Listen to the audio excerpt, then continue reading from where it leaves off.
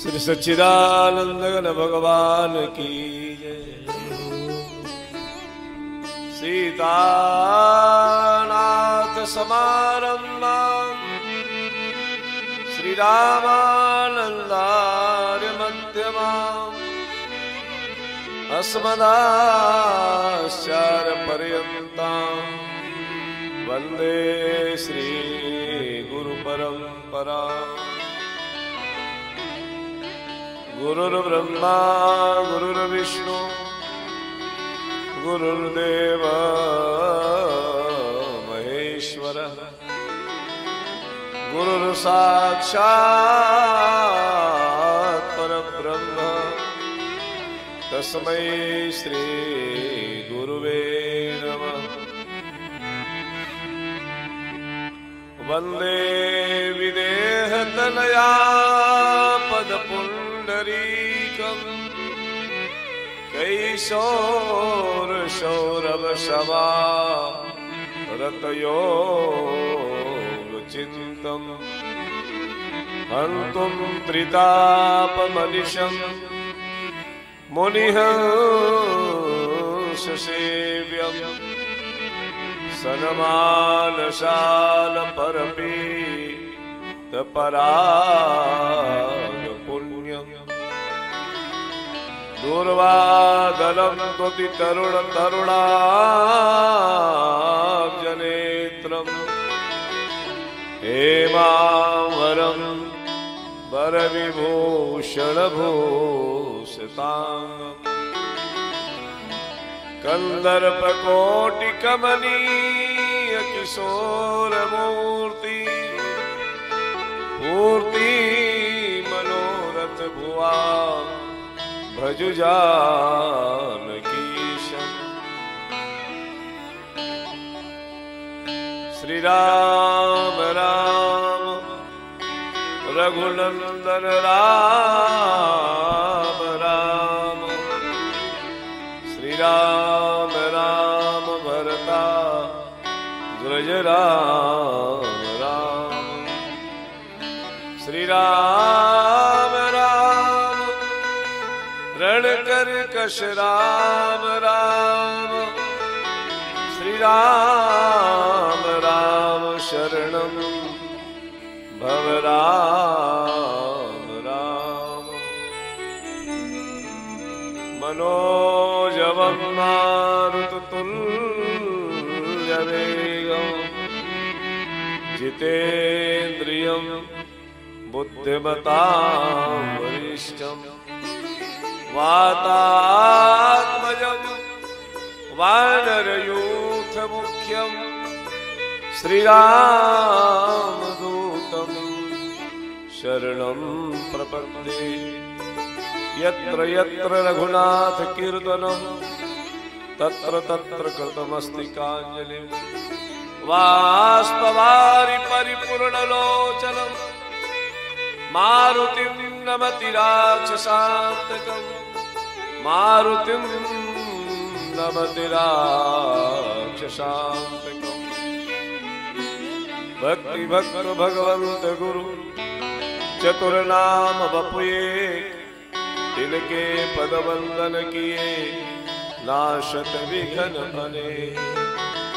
श्री वल्लभ तुलसी की चरण जिनकी न्यो जग काज कलि समुद्र डूबत लख्यो प्रगट्यव शब्द जहाज। श्री गंगा तरंग रमणीय जटा कलापम गौरी निरंतर विभू शितवाम भाव। नारायण प्रिय मनंगमदापहारम वाराणसी पुरपतिं भज विश्वनाथ।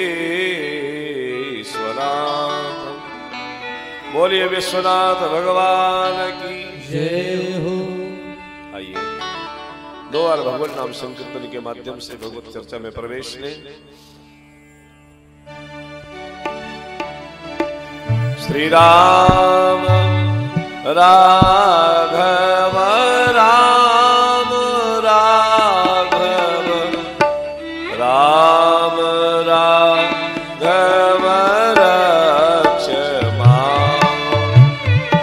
राम राघव राम राघव राम राघव लक्ष्मण श्री राम राघव राम राघव राम राघव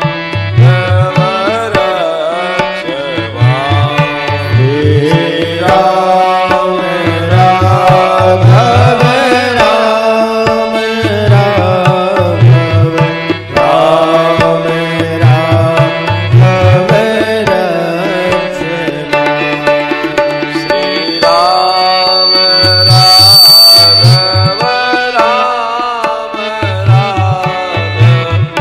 राघव राम राघव लक्ष्मण श्री राम राघव राम राघव राम राघव लक्ष्मण श्री कृष्ण केशव कृष्ण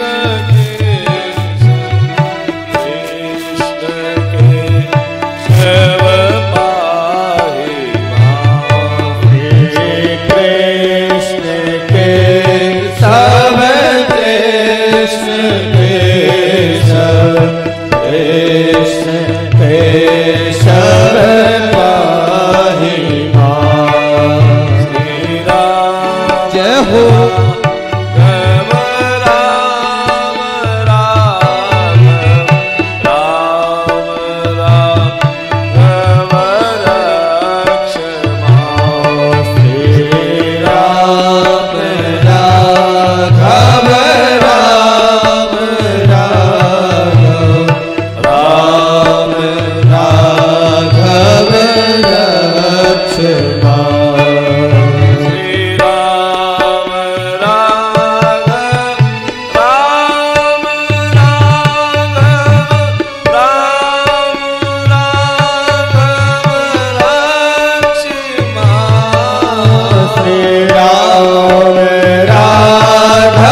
राम राघव राम राघव लक्ष्मण श्री राम राघव राम राघव राम राघव लक्ष्मण श्री राम राघव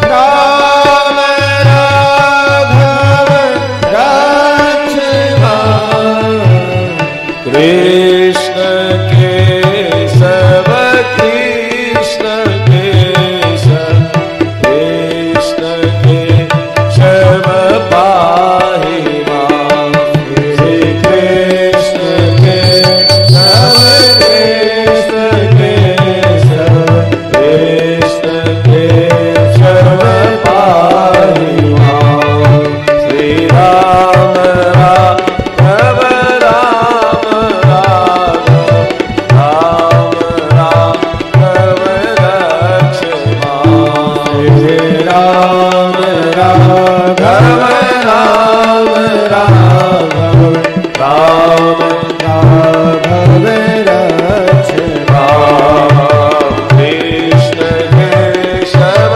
पाहि मां कृष्ण केशव पाहि मां राम राघव लक्ष्मण बोलिए श्री सीताराम जी महाराज की जय हो श्री गंगा मैया की जय हो श्री प्रयागराज भगवान की जय हो श्री चित्रकूट धाम की जय हो श्री कामकानाथ भगवान की जय हो श्री हनुमान जी महाराज की जय हो सकल संत समाज की जय हो सकल विप्र समाज की नमः पार्वती पतये हर हर महादेव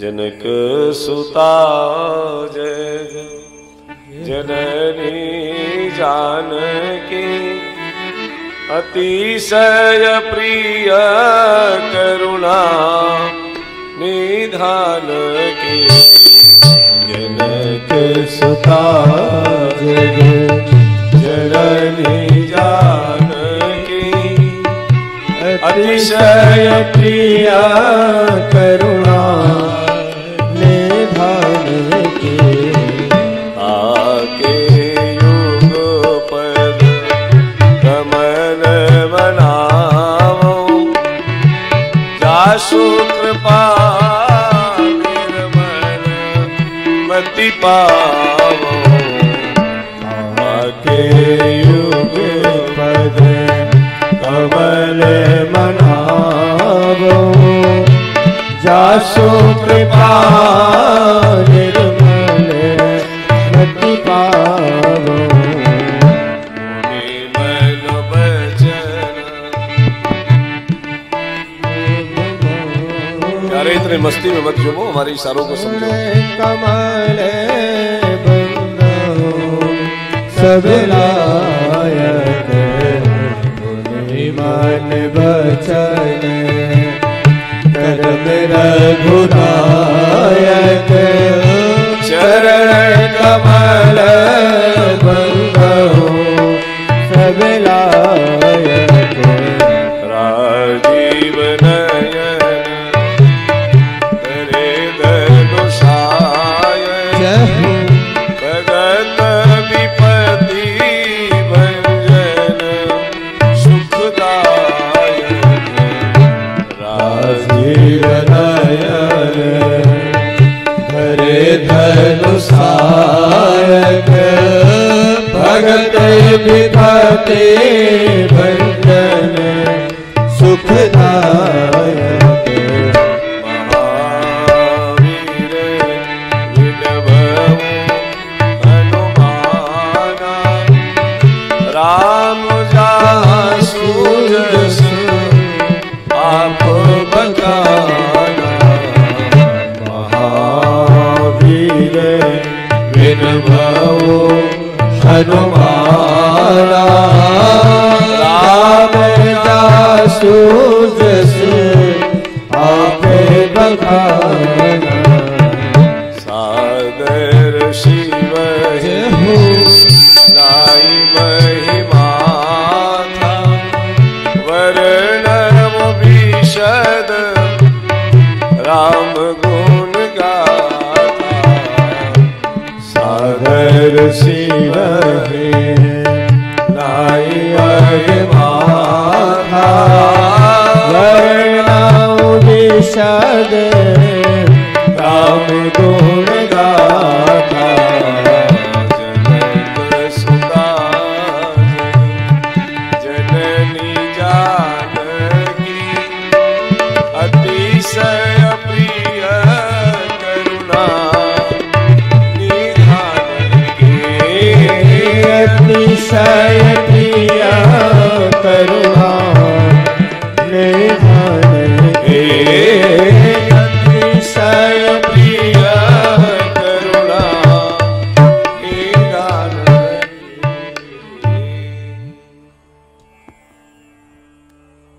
जय श्री राम।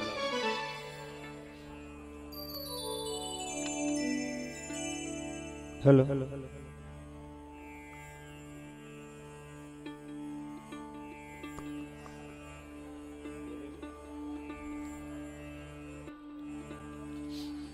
अकारण करुण करुणा वरुणालय भक्त बांक्षा कल्पतरु भगवान श्री सीताराम जी महाराज के हित की कृपा परमाधिक श्री हनुमान जी महाराज भगवान के अनुग्रह विग्रह पूज्य संत चरण आचार्य वृंद विद्वद वरेण्य कथा के रसरसिक सुधी भक्त श्रोता जन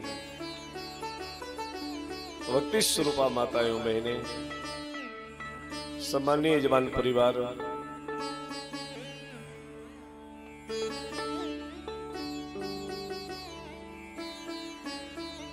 मंचस्थ मित्र कलाकार बंधु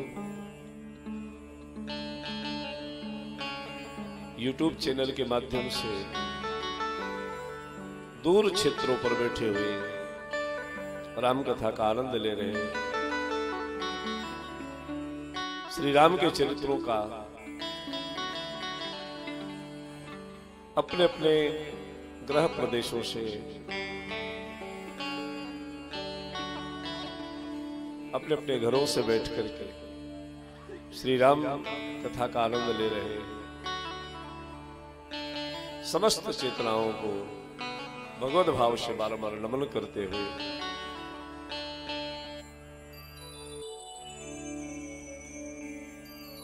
भगवान की दिव्य चर्चा का दर्शन हम लोग कर रहे हैं। नवदिवसात्मक श्री राम कथा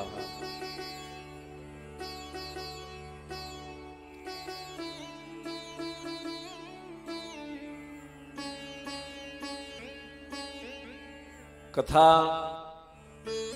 जीवन को सकारात्मकता प्रदान करती है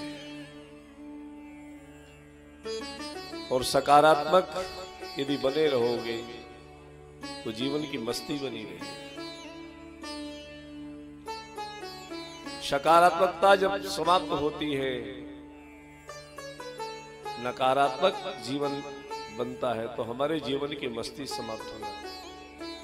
राम कथा जीवन को मस्ती प्रदान करती, आनंद प्रदान करती।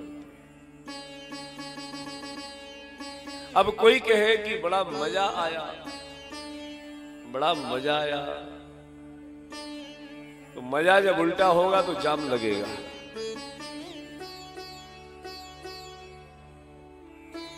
आप कोई यात्रा कर रहे हो और यात्रा में यदि जाम लग जाए तो अपने गंतव्य में आप समय से पहुंच नहीं पाओगे।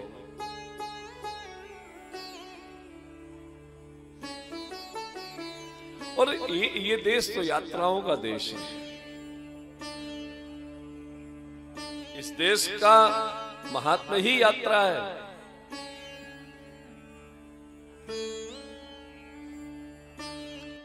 यहां तो इसकी खोज ही किसी यात्रा से हुई थी। भारत की खोज एक यात्रा।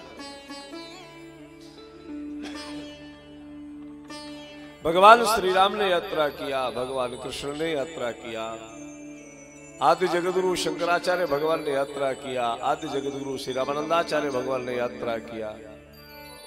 यात्राओं का देश है। जीव यात्रा में आता है और अपने जीवन को जी करके अनंत यात्रा में सम्मिलित हो जाता है। लेकिन जीवन यदि सकारात्मकता से जुड़ा रहेगा तो जीवन की मस्ती टूटेगी नहीं, आनंद बना रहेगा। आनंद अनुभूति से जुड़ता है।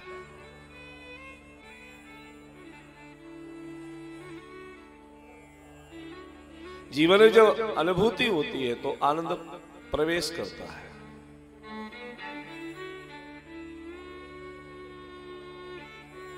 महापुरुषों ने भगवान का जो चरम है, भगवान शब्द का जो अंतिम सीमा है वो आनंद कहा है।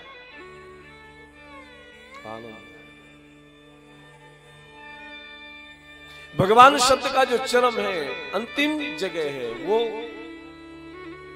आनंद है। सच्चिदानंद रूपाय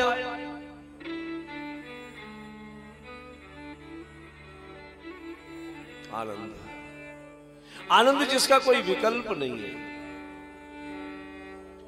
दुनिया में आपको हर वस्तु का विकल्प मिलेगा लेकिन आनंद का विकल्प नहीं मिलेगा।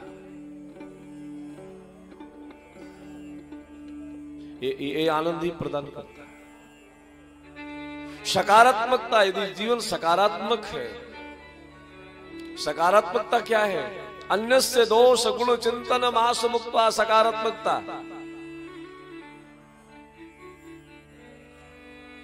किसी के दोष और स्तुति में यदि हम पड़ जाएंगे तो हमारे जीवन का आनंद समाप्त हो जाएगा।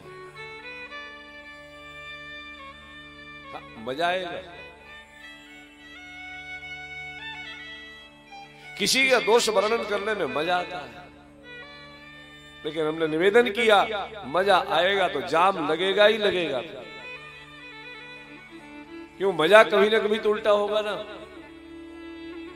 और जब ये शब्द उल्टेगा तो जाम लगेगा।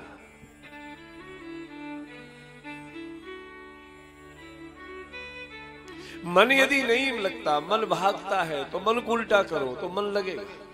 मन को वापस भेजो, मन के साथ जबरदस्ती मत करो,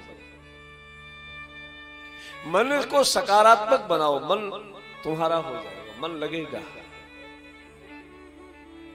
मन को जब सकारात्मकता प्राप्त नहीं होती तो मन भागता है। इसीलिए गोस्वामी तुलसीदास जी महाराज ने विनय पत्रिका में कहा, श्री रामचंद्र कृपाल भज मन हरण भव भय दारुण। मन को कहा।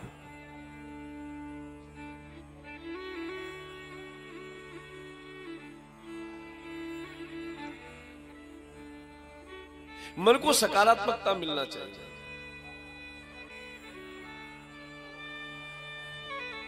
सुख और दुख ये हमारे मन का ही तो खेल है।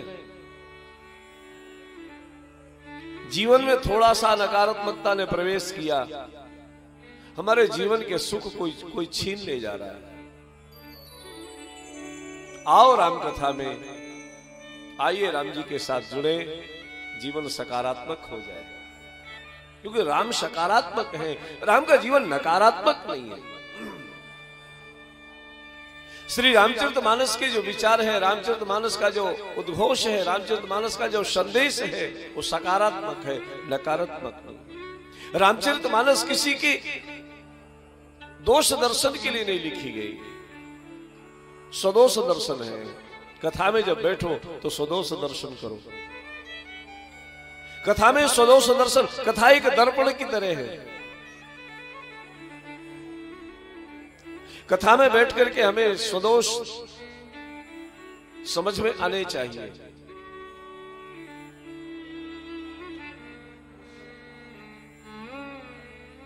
सांसारिक चर्चाओं में जब हम जाते हैं तो वहां हम सदोष दर्शन नहीं कर सकते। स्वयं अपना दोष।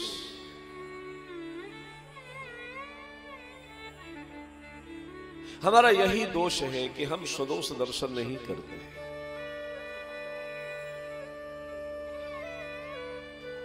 और सकारात्मक कहां है, आनंद कहां है? बोले अन्यस्य दोष गुण चिंतन मास मुक्ता सेवा कथा रसमहो नितराम पिबत्तम धर्मम मजस। गौकर्ण कहते हैं।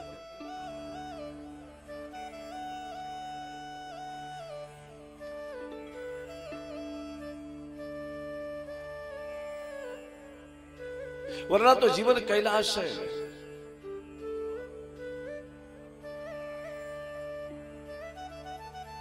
भगवान शिव कैलाश पर विराजते हैं। सती मैया के अंदर थोड़ा सा नकारात्मकता आई ना, कैलाश जैसी जगह में रहने के बाद भी दुखी हो गई। कैलाश क्या है? निर्वाण है, निर्वाण पद है कैलाश का नाम। नमामि शमीशान निर्वाण रूपम विहोम व्यापकम। वहां बैठने के बाद भी वो दुखी है। जीवन से सकारात्मकता थोड़ी सी हटती है। वो चाहे कैलाश में ही क्यों ना हो, मंदिर में ही क्यों ना बैठा हो, गंगा के किनारे ही क्यों ना बैठा हो, उसके जीवन का आनंद छिन जाता है।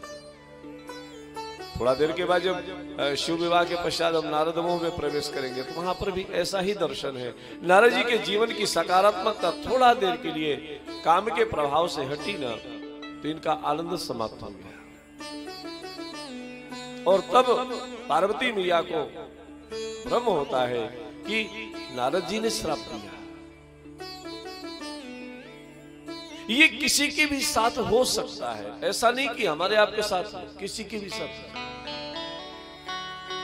बड़े से बड़े साधकों के साथ भी हो सकता है, संसारी के साथ भी हो सकता है, देवताओं के साथ भी हुआ है। यदि नारद जी के साथ हो सकता है तो किसके साथ नहीं होगा? सकारात्मकता नहीं हटना चाहिए, जीवन की मस्ती बनी रहेगी। गुण चिंतन मासुमुक्त्वा, किसी के गुण दोष में यदि हम पढ़ेंगे तो हमारे जीवन में नकारात्मकता आएगी। सेवा कथा रस्म हो। और देखो ना कितना लंबा जीवन जीना पड़ा सती मैया को। लेकिन एक बात याद रखना, ये सती चरित्र के माध्यम से हमें आपको समझाने के लिए मैया ने लीला की है, वरना ऐसा कुछ नहीं है। वहां पर हम सती जी को दोष देने लगे, उन पर टीका करने लगे। सती पति से झूठ बोली, आप कितनी बार झूठ बोलो कोई बात नहीं, लेकिन सती जी बोल गई तो उस पर कथा बन गई।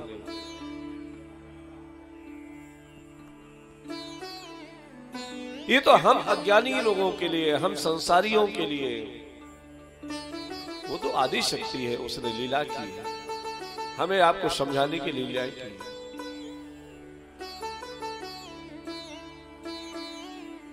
शिक्षा देती है। छोटा सा बच्चा होता है ना, चलना नहीं जानता, तो मैया बच्चे को चलना सिखाने के लिए थोड़ा सा उल्टे कदम चलते हैं। हाथ पकड़ा, उंगली पकड़, उंगली पकड़ाया, स्वयं उल्टी चलती है, फिर कहती आजा आजा आजा। अब कोई कहे कि मैया को चलना नहीं आता, मां को चलना आ रहा है, परंतु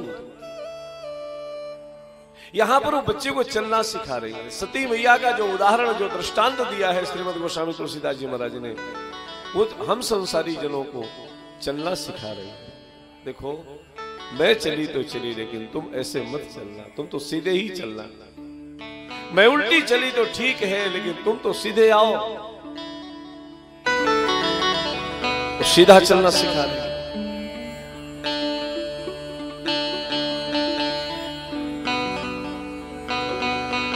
आ जाओ बाबू, बैठ जाओ।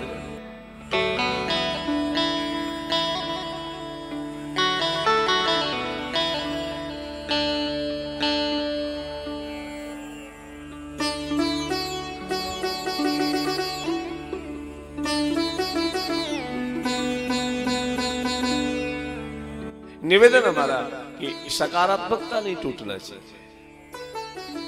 राम कथा हमारे जीवन को सकारात्मक बनाती है, राम की चर्चा हमारे जीवन को सुंदर बनाती है। श्री राम की कथा हमारे जीवन को आनंद प्रदान करती है। राम कथा स्वयं आनंद है, आनंद स्वरूप परमात्मा की कथा, इसलिए आनंद है, स्वयं में आनंद है।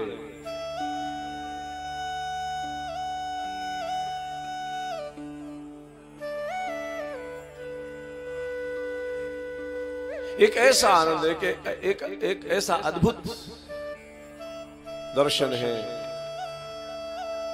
राम के प्रति संशय किया। आप देखिए, हो सकता है राम का दर्शन करने के बाद संशय आ जाए, लेकिन राम कथा सुनने से वो संशय समाप्त हो जाता है। राम का दर्शन किया सती मैया ने, संशय उत्पन्न हुआ, लेकिन दूसरे शरीर में आई और जब कथा सुनी, अगर कथा पहले सुन ली होती तो संशय नहीं होती, लेकिन सुनी महेश, शिव ने सुना, सती बैठी रही, क्योंकि वहां गुण चिंतन, गुण दोष का चिंतन हो रहा है। महात्मा कहते हैं, वक्ता को मत देखो, वक्तव्य को देखो, क्या बोलता है।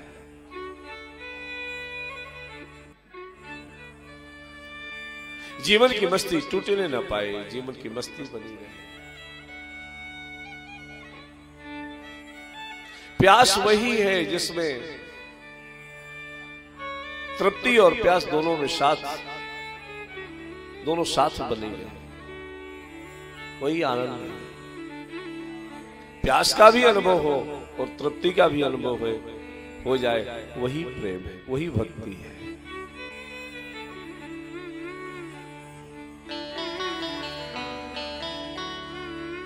सती मैया, आइए प्रसंग में प्रवेश करें। आज श्री राम जन्मोत्सव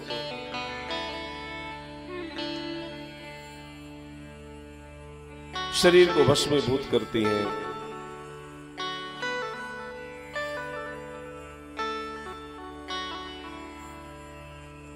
बड़े बूढ़ों का कहना मानना चाहिए। आगे आ जाओ, हाँ और आगे आ जाओ।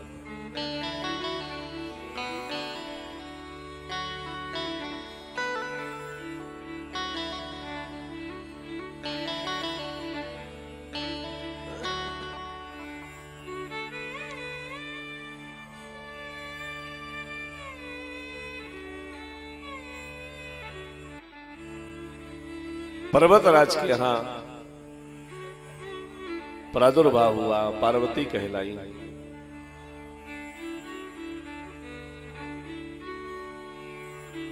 तत्पश्चात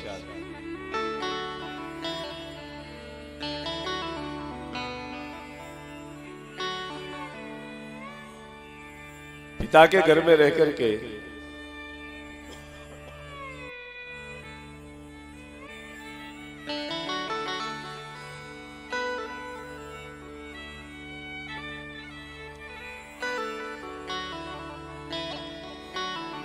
धीरे धीरे बड़ी हुई। मानसकार कहते हैं कि नारद जी महाराज पधारे, महाराज हिमांचल ने स्वागत किया, बेटी का हाथ दिखाया, इसको पति कैसा मिलेगा,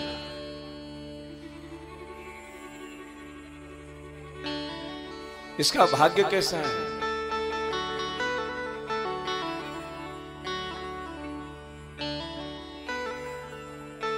महाराज इसके भाग्य का क्या वर्णन करें।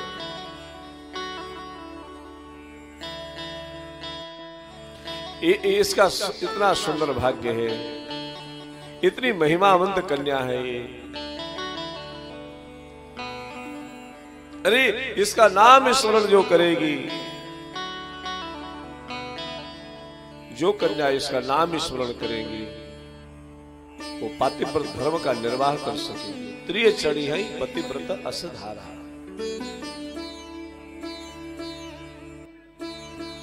आपकी बेटी में सदाचरण है, परम दिव्य लक्षणों से संपन्न है। लेकिन हाथ देखने वालों का स्वभाव होता, पहले अच्छा अच्छा बताते हैं, बाद में थोड़ा सा कहते हैं थोड़ा सा थोड़ा गड़बड़ है, एक ग्रह अच्छा नहीं, और तो सब ठीक है, एक ग्रह सही नहीं। वो क्या है? तब नारद जी ने कहा, जोगी जटिल अकाम मन नगन अमंगल वेश, अस स्वामी यही कह मिलही परिहस्त असरे। जटाजूट धारण करने वाले बाबा जी निष्काम, मैया प्रसन्न हो गई, पार्वती मैया प्रसन्न हो गई, मेरा पति निष्काम होगा। मैं भी यही चाहती हूं, मेरा होने वाला जो पति है वो निष्काम। लगन मंगल वेश, अस स्वामी यही कहा मिलही परिहस्त वसरी। अस स्वामी यही कहा मिलही। ऐसा पति इसको मिलेगा जो अमंगल वेशभूषा धारण करता होगा। मैना मिया को अच्छा नहीं लगा। मैना मिया ने कहा, महाराज आप अच्छी अच्छी कुंडली बताओ, कहीं ऐसा ना हो कि आप जो कह रहे हो वैसा ही पति मिल जाए। चिंता करने लगी। नारद जी पधारे, लेकिन नारद जी ने कहा कि घबराने की बात नहीं है, मैंने जो जो दोष आपके बेटी के हाथ में देखे हैं, इसको ऐसा पति मिलेगा, वो सारे दोष मैंने शिव के जीवन में देखे हैं। यदि शिव की उपासना करे तो दोष भी मंगलमय हो जाए। शिव अगर कोई दोष धारण करते तो दोष नहीं है, वो गुण है। जो समर्थ व्यक्ति है उसके जीवन में दोष नहीं है, इसलिए वो समर्थ है। गंगा इसलिए समर्थ है क्योंकि उसके जीवन में कोई दोष नहीं है। अग्नि इसलिए समर्थ है, इसलिए उसमें कोई दोष नहीं है कि वो सबको भस्म कर देती, सामर्थ है। सामर्थ ना हो फिर भी ऐसा कुछ करे तो दोष तो लगेगा। समर्थ कह नहीं दोष गुसाई, समर्थ कह नहीं दोष गुसाई, समर्थ कह नहीं दोष गुसाई, समर्थ कह नहीं दोष गुसाई। कितनी सामर्थ्य है मेरी गंगा मैया में, कितनी सामर्थ्य है। आप पाप धोते हो, वो तो बहाती है। अरे तुम गंदगी भी डाल देते हो, वो भी बहा के ले जाते।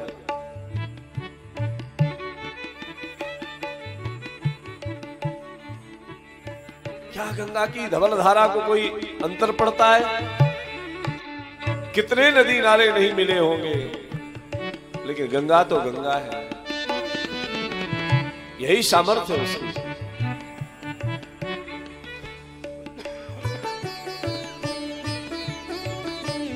रवि पावक, सूर्य के अंदर सामर्थ्य है, हर जगह दृष्टि पड़ती है, उसको दोष नहीं लगता। साधु के अंदर सामर्थ्य है, समुद्र में सामर्थ्य है। रवि पावक सुरसर की नाई, रवि पावक सुरसर की नाई, समरथ कहो नहीं, कहो नहीं। वो स्वामी जी के शब्दों का आनंद लीजिए। कहा नहीं, कहा नहीं मतलब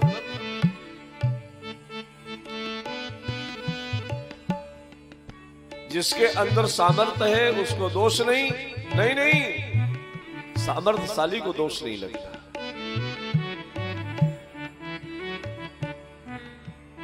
ब्रह्मांड शुद्ध है, कान से जनेऊ नीचे आ जाए अशुद्ध हो गया शौचादिक क्रिया में, लेकिन ब्रह्मांड सामर्थ्यशाली है। उस पर यदि कान में यज्ञोपवीत है तो पवित्र रहेगा, अशुद्ध नहीं होगा। समर्थ कहा नहीं, भगवान के नाम में सामर्थ्य है। कैसा भी पापी हो, यदि नाम स्मरण किया है तो नाम महाराज में सामर्थ्य है, उद्धार हो जाएगा। रवि पावक सुरसर की नाई, रवि पावक सुरसर। यदि आपकी बेटी शिव को प्रसन्न करे, शिव की उपासना करे, तो वो सारे दोष गुण में बदल सकते हैं। जो तप करे कुमार तुम्हारी, हिमांचल महाराज, तो भावी ही मेट सकहि त्रिपुरारी। अच्छा, किसी ने भगवान शिव से पूछा कि बाबा एक बात तो बताओ, आप तो भावी को समाप्त कर देते हो, होनहार को भी मेट देते हो, लेकिन सती भस्म हुई उस होनहार को आप क्यों नहीं मेट पाए? तो भगवान शिव कहते हैं होनहार दो प्रकार की होती है। एक होनहार जो ब्रह्मा ने लिखी है उसको मैं मेट देता हूं, जो ब्रह्मा जी ने लिखी है उसको मैं काट देता हूं, महामृत्युंजय भगवान उसको समाप्त कर देते हैं। लेकिन एक दूसरी होनहार है जो नारायण के द्वारा प्राप्त होती है, उसको बाबा कहते हैं हरि इच्छा भावी बलवाना। हरि इच्छा भावी बलवाना। इसीलिए भगवान शिव कहते हैं कोई है ही सोई जो राम रचिरा। होई है सोई जो राम रचिरा। जो तप करे कुमार तुम्हारी। ये भाग्य फल तो ब्रह्मा ने लिखा है। शिव की उपासना से भाग्य बदल जाएगा। आप अपनी बेटी को आदेश करो तपस्या करें। अब युवा संतान को, युवा बेटी को कौन कहे कि आओ जाओ तपस्या करो। आजकल किसी से कहे कि तुम महात्मा बनो तो लोग नाक भों सिकोड़ेंगे।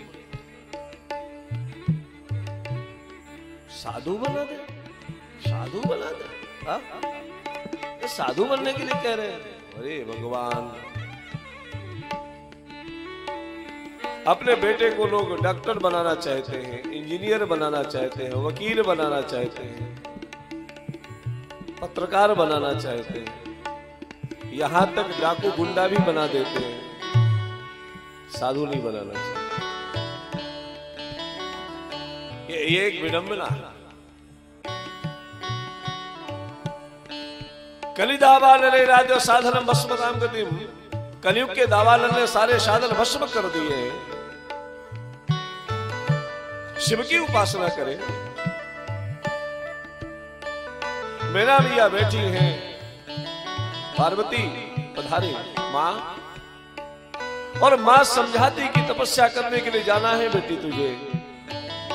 इसके पहले ही पार्वती मैया ने कहा सुलहो बात मैं दीखयस शपन सुनावो तो सुंदर गौर सुविप्रवर अस उपदेश मोह। आज मैंने स्वप्न में गौरांग ब्रह्मचारी का दर्शन किया। मां वो मुझे आदेश कर रहा है कि तुम तपस्या के लिए जाओ, शिव की उपासना के लिए जाओ। स्वप्न में शिव का दर्शन हो जाए, इष्ट का दर्शन हो जाए, गुरु का दर्शन हो जाए, समझना कार्य की सिद्धि होना है। स्वप्न में कभी गंगा जी की यात्रा हो जाए, स्वप्न में श्रीधाम की यात्रा हो जाए। स्वप्न दर्शन प्रथम दर्शन है, ऐसा नहीं कि स्वप्नवत है वो। अरे भगवान का तो स्वप्न में भी दर्शन करना भी लाभप्रद है। हम संसार को देखते हैं, लेकिन अगर स्वप्न में भगवान दिखाई पड़ जाए, एक झलक प्राप्त हो जाए तो भी कल्याण है। हम रोज ही गंगा जाते रहे, रोज गंगा में डुबकी लगाते रहे, हम गए गंगा नहीं आई। इतनी सामर्थ्य नहीं है कि गंगा जी प्रत्यक्ष दर्शन कभी देंगी। लेकिन यदि स्वप्न में भी गंगा जी का दर्शन हो जाए तो समझना गंगा ने तुम्हारी भक्ति को स्वीकार कर लिया। स्वप्न में भी गुरु का दर्शन हो जाए, स्वप्न में भी इष्ट का दर्शन हो जाए, समझना इष्ट ने तुम्हारी उपासना को स्वीकार किया। तुम्हारा चित्त वहां लगा हुआ। स्वप्न में बैठ करके आप राम कथा सुनो, स्वप्न में बैठ के भागवत जी की कथा सुनो।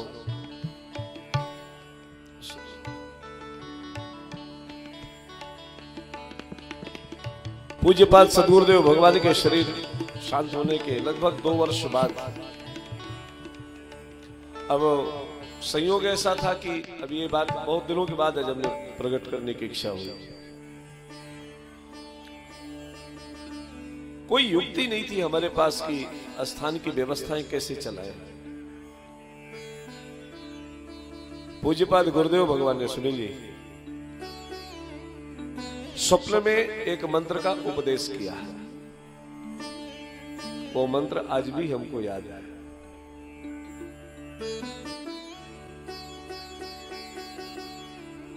इस मंत्र को याद करो,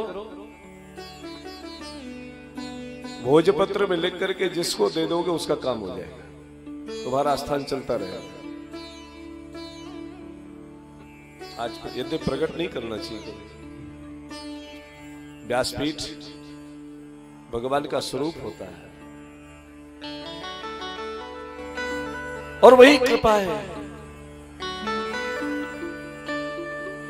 बड़ी दुचित स्थिति बन रही थी, कैसे स्थान की व्यवस्थाएं चलेंगी, कैसा स्थान चलेगा, कैसे होगा।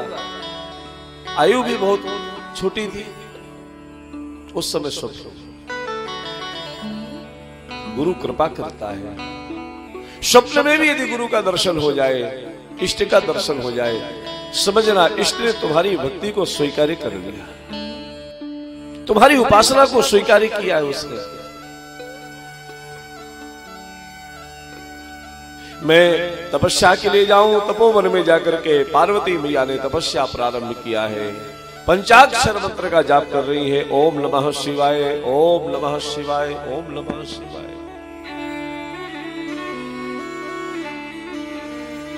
तपस्या चल रही है। आहार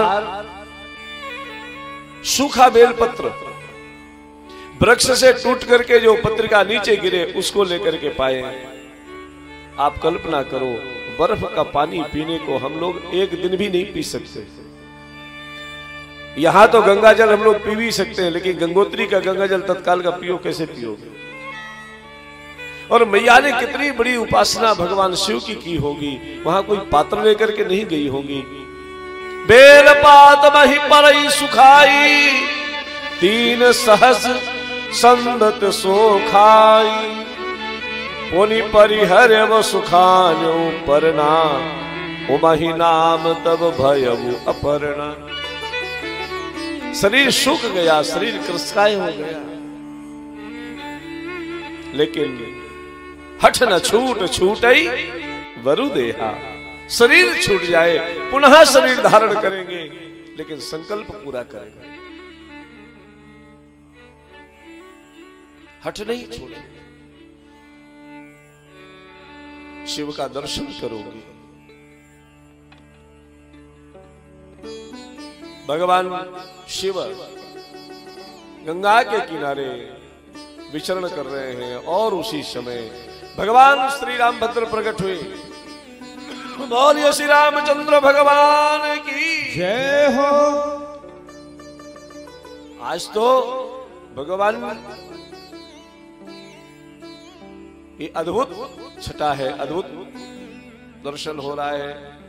भगवान शिव के सामने प्रकट हुए, और जब शिव के सामने प्रकट हुए, शिवजी महाराज गंगा के किनारे विचरण कर रहे हैं, राम जी सामने आए,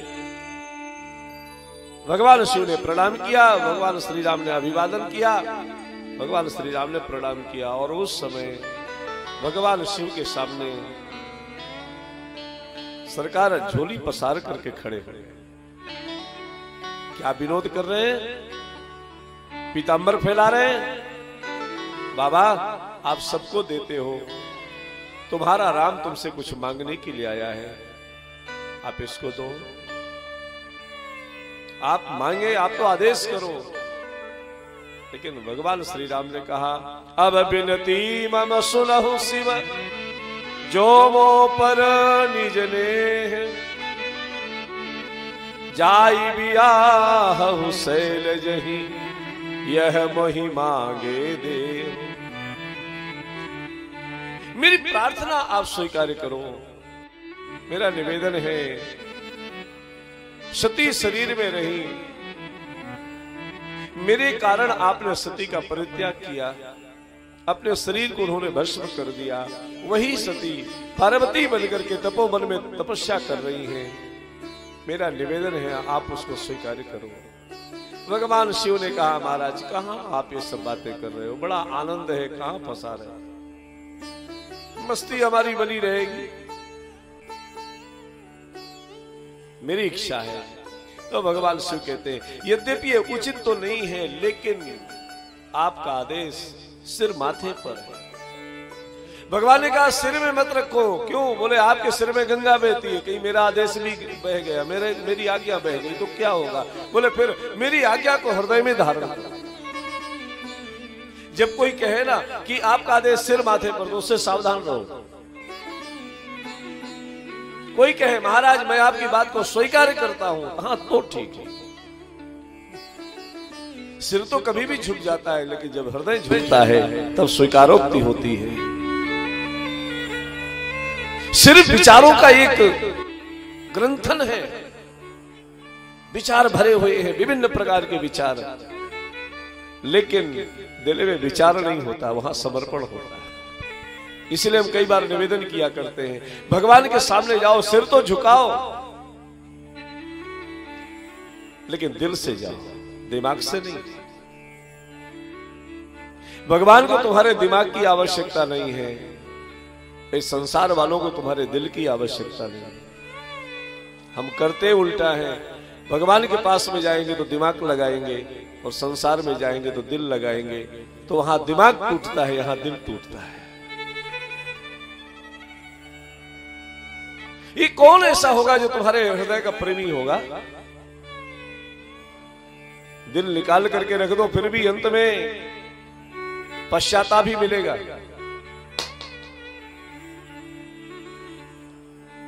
लेकिन अगर दिल मेरे राम के चरणों में दे दिए हो, तो वहां इसका अपमान नहीं होगा, तुम्हारी भावना का अपमान नहीं होगा, भावना का सम्मान होगा।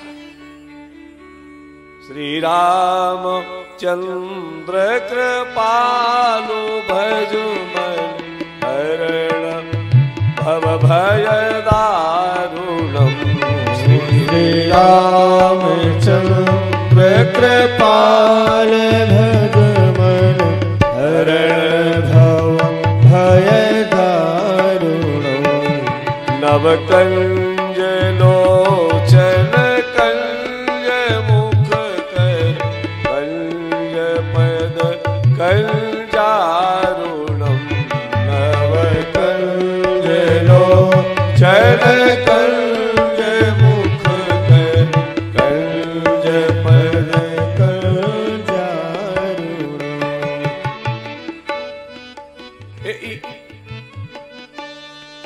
भगवती उपासना करें, भगवान से कभी जुड़ने का अवसर आए ना, तो दिमाग का प्रयोग मत करो। भगवान शिव ने स्वीकार किया, राम अंतर ध्यान हुए, सप्तऋषियों को पहुंचाया गया परीक्षार्थ, और राम जी का दर्शन करने किया, और उसके बाद तो शिव को समाधि लग गई, शिव समाधि में चले गए। तारकासुर नाम का दैत्य हुआ, देवता परेशान हुए, तो ब्रह्मा जी से देवताओं ने कहा महाराज ये तारकासुर मरे कैसे? ब्रह्मा जी ने व्यवस्था दिया, ये मरेगा तो तब जब शिव का विवाह होगा, और भवानी और शिव के संयोग से जो पुत्र उत्पन्न होगा, उसके हाथ से इसकी मृत्यु होगी। अब शिव तो समाधि में है, शिव की समाधि टूटे कैसे? काम को तैयार किया गया, कामदेव। अच्छा देखिए, एक काम असुर नहीं है, काम देवता है। काम यदि वासना युक्त है तो असुर है, लेकिन काम में यदि राम समाये हैं तो कामदेव है, कामदेव। कई बार मानसकार ने भगवान का दर्शन जब कराया ना, बोले आज तो ऐसा लग रहा है साक्षात कामदेव बैठे। भरत जी को दर्शन प्रणकुटिया में ऐसे लग रहे साक्षात कामदेव बैठे हुए। काम राम से जुड़ता है, वासना भी है, उसको राम से जोड़ो तो वासना के साथ जैसे ही उपासना जुड़ेगी, वासना भी धन्य हो जाएगी, वासना भी अच्छी हो जाएगी।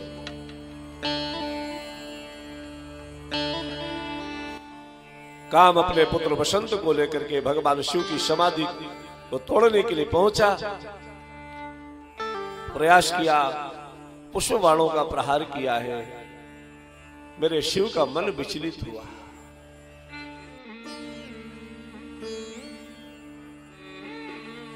ऐसा कोई बचा ही नहीं जो काम के प्रभाव से रहा हो। गोस्वामी जी की महाराज कहते हैं, भय काम बस जोगी तापस पामर की को कहे, देखे चराचर नारी में ये ब्रह्म में देखत रहे, अबला बिलो कहीं पुरुष में जग पुरुष सब अबलामयम, दुई दंड भरी ब्रह्मांड जग मह काम कृत कौतुक अयम धरीर काहू धीर। गोस्वामी जी महाराज ने अपनी कलम रोक दी। गोस्वामी जी महाराज ने अपनी कलम को रोक दिया, कोई नहीं बचा, कलम रुक गई। धरी न काहू धीर, सबके मन मन सिज हरे। गोस्वामी तुलसीदास जी कहते हैं कि कोई तो बचा होगा। तब तक तो हनुमान जी महाराज आ गए। हनुमान जी ने कह दिया, जी राखे रघुवीर ते उबरे ते ही कालमह, जे राखे रघुवीर ते उबरे ते ही कालमह।